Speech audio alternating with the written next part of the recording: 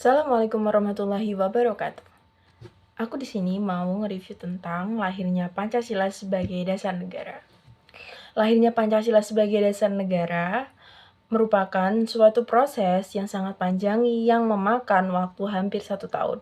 Dimulai sejak tanggal 18 Agustus 1945 saat Indonesia merdeka dari penjajahan Belanda. Proses ini terjadi atas prakarsa para tokoh dan pemimpin bangsa Indonesia. Di antaranya adalah Soekarno yang pada saat itu menjadi presiden pertama Indonesia dan terus berupaya untuk mencari ideologi yang tepat bagi bangsa Indonesia. Akhirnya, melalui sebuah proses yang panjang dan melibatkan banyak pihak, Pancasila diresmikan sebagai dasar negara Indonesia pada tanggal 18 Agustus 1945, 1 hari setelah Indonesia merdeka. Proses lahirnya Pancasila dimulai dari pembentukan BPUPKI, Badan Penyelidikan Usaha Persiapan Kemerdekaan Indonesia, pada tanggal 29 Mei 1945. BPUPKI adalah sebuah badan yang bertujuan untuk menciptakan konstitusi Indonesia yang berdasarkan Pancasila yang kemudian harus diakui sebagai dasar negara. Para anggota BPUPKI berasal dari berbagai latar belakang, baik dari kalangan politik ataupun dari tokoh masyarakat. Soekarno dipilih sebagai ketua dan ia kemudian mengajukan 5 dasar negara sebagai dasar pandangnya, yaitu ketuhanan yang Maha Esa, kemanusiaan yang adil dan beradab, persatuan Indonesia, kerakyatan yang dipimpin oleh hikmat, kebijaksanaan dalam permusyawaratan perwakilan, dan keadilan sosial bagi seluruh rakyat Indonesia. Pada tanggal 1 Juni tahun 1945, BPUPKI mulai membahas masalah dasar negara. Namun, para anggotanya tidak sepakat mengenai dasar negara yang dapat diterima oleh seluruh rakyat Indonesia. Sehingga diputuskan untuk membentuk sebuah panitia kecil yang terdiri dari 9 anggota dari 7 anggota Indonesia dan 2 anggota Belanda. Panitia tersebut kemudian mengadakan rapat pada tanggal 22 Juni tahun 1945 dan membenarkan dasar negara yang diusulkan oleh Soekarno.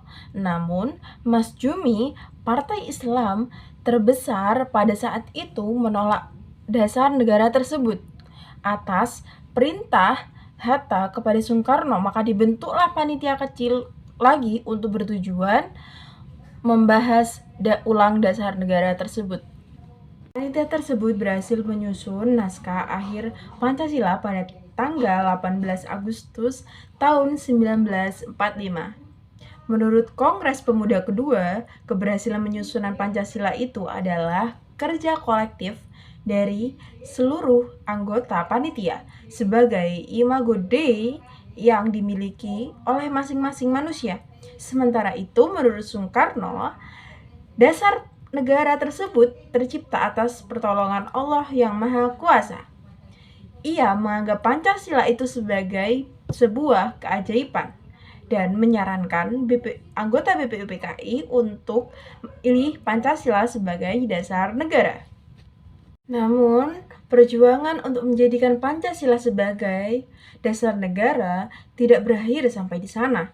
Masih banyak golongan-golongan yang menolak ideologi ini untuk dijadikan sebagai dasar negara. Tetapi Soekarno dengan tegas mengajak seluruh rakyat Indonesia untuk memahami pentingnya Pancasila agar bangsa Indonesia dapat bersatu dan maju. Hal ini adalah suatu hal yang sangat dan dapat bisa kita lakukan untuk kehidupan kita selanjutnya. Kenapa? Karena merupakan suatu percontohan bahwa sesuatu hal yang dilakukan secara mufakat bisa membantu atas terciptanya suatu ideologi-ideologi. Apakah sampai di sana? Tidak. Namun, perjuangan untuk menjadikan Pancasila sebagai dasar negara gak sampai di sini aja loh. Tetapi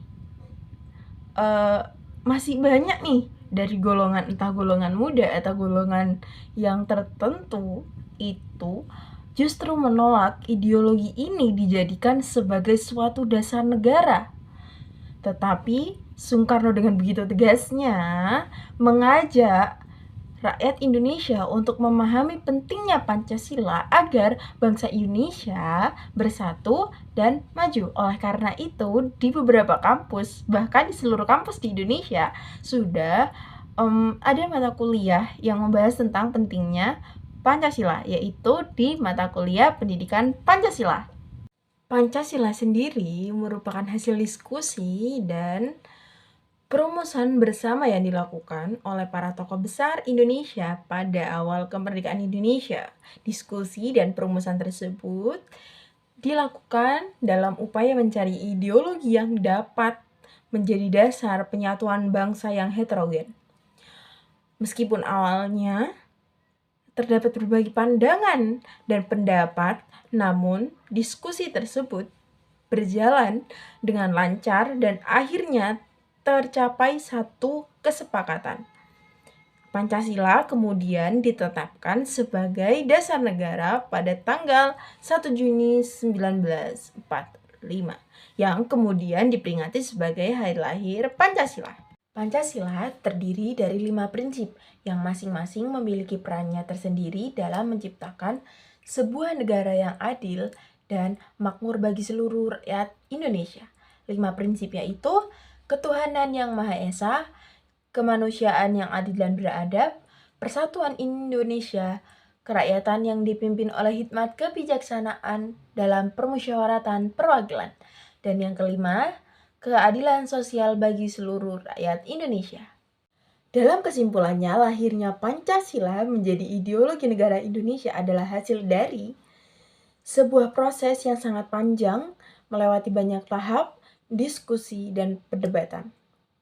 Di balik lahirnya Pancasila terdapat keberanian, tekad, dan dedikasi para pemimpin bangsa Indonesia untuk mencari ideologi yang tepat bagi bangsa Indonesia.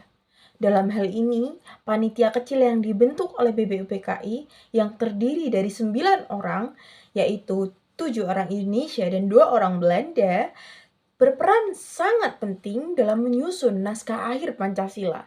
Akhirnya ideologi ini bisa dinyatakan sebagai dasar negara dan diakui oleh seluruh rakyat Indonesia. Pancasila kemudian menjadi harapan bagi bangsa Indonesia agar menjadi bangsa yang maju dan sejahtera. Nah, itu dia review yang bisa saya sampaikan. Terima kasih. Wassalamualaikum warahmatullahi wabarakatuh. Maaf jika ada salah.